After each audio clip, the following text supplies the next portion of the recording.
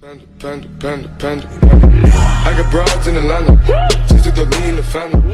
Credit cards and the scammers. We believe survivors.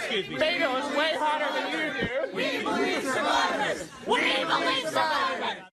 Unbelievable. How does that happen? Yeah, it happens all the time. Kirsten Nielsen, remember Governor Huckabee, Governor Huckabee.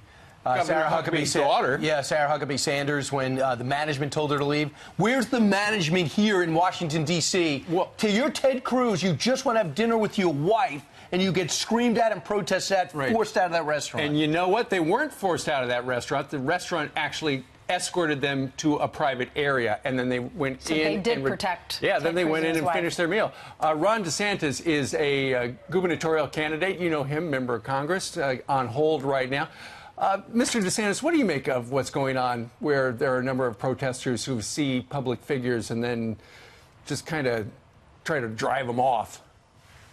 Well, look, I think the left is totally unhinged, and they have been, and it's not just what they did to Senator Cruz. Obviously, you saw the Kavanaugh hearings, which was a total disgrace, and this stuff can be really dangerous. I mean, if you remember, last year, our Republican baseball practice was shot up by one of these left-wing activists. So this is really, really a bad road to go down, and, you know, look, if I was a proprietor of this stuff, I'd have no tolerance for that in my establishment. You want people to be able to eat in peace. Well, they did the right thing. They did escort them into privacy. Right, but the bottom line is, if I walked into a bar or restaurant and I started throwing punches, I'd be tossed out. These people walking in screaming, and now the senator and his wife have to leave. Why is this allowed, this anarchy? And I'll go back to Rick Scott. The governor was having dinner, evidently, and some people who blame him for the red tide in Florida start telling him, got him out of the restaurant. So what's going on? It's even happening in your state. Well, look, I mean, I think that you have this far left-wing fringe, which is quite frankly represented by the guy I'm running against, Andrew Gillum. I mean, they're radical. They are going to do whatever they can, regardless of normal processes, to try to intimidate people who disagree with them. That's not what democracy is all about. You know, we're supposed to have civility, but that's really been tossed out the window. Yeah, the restaurant did send out a tweet. The restaurant is called Fiola's, and they tweeted out, when the situation resolved itself a few minutes later, our guests returned to thank the staff for their support and to finish their exceptional meal. You mentioned when these hecklers come into the middle of a Senate Judiciary Committee, and yeah, that's awful. It shouldn't. I don't even think they should be allowed in there, to be honest with you, because it just delays everything. But that's in front of a group. It's not as embarrassing as if you're singled out at a restaurant and then someone's videotaping it and it goes national. No, yeah, look, absolutely. I mean, I think that is just, you know, it's an invasion of people's peace of mind and privacy to just be able to have a meal with your family. Sure. And they're just tactics that I think most Americans reject.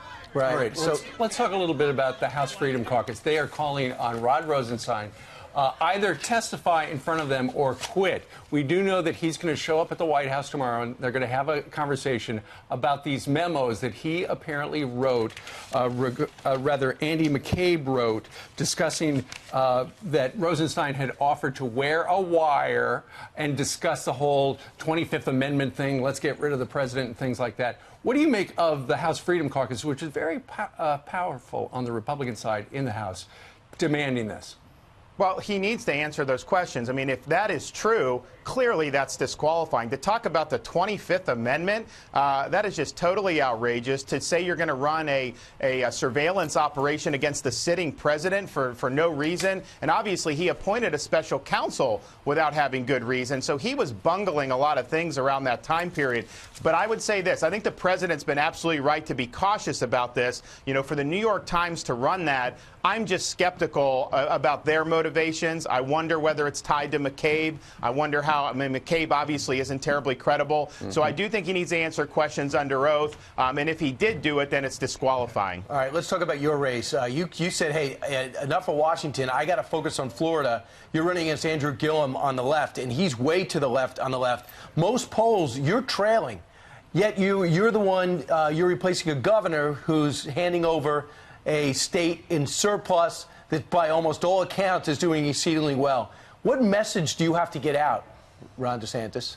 Well, we need my message and vision for Florida is let's build off the success. Let's expand our economic base, have even more high-paying jobs. You know, let's do solid education reform with vocational training in the high schools. Let's maintain public safety. Andrew Gillum, as mayor of Tallahassee, presides over the most dangerous city in Florida 4 years in a row. In fact, last year they had more murders in Tallahassee than at any time in their history. He's somebody that wants to abolish ICE, the immigration agency, have open borders, allow people who are committing crimes to be released back into our society. That is not going to work. And he's aligned himself with the furthest left fringe groups that you can. He's running on a 40% tax increase, which would totally destroy our economic momentum. He wants to have a national health care system, which would abolish Medicare and abolish people's private insurance and cost $32 trillion over 10 years. So as Floridians are familiar with that, the more they see that, the less likely they're going to want to go in that direction. They know with me, you know, we'll be able to continue on our course. Yes, we have issues we have to deal with, like our water, and I'm committed to doing that. But we don't want to go off this far left-wing tangent